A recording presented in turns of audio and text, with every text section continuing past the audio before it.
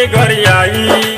शिल्पिया हो गई दू लइका के माई, शिल्पिया हो गई दू लइका के माई।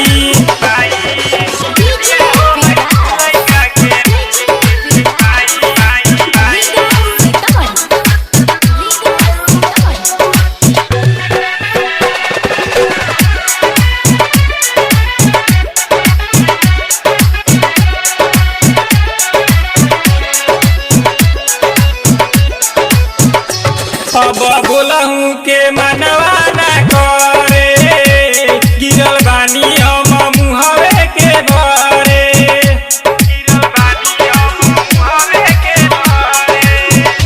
अब बोलहूँ के मनवा ना करे, गिरल बानी हम मुहवे के भरे। एगो गोदी में बा एगो पेटवा में, वायरस हो गई सेटवा में, पहले की तारे क्रिया लतियाई। शिल्पिया हो गई दू लइका के माई, शिल्पिया हो गई दू लइका के माई।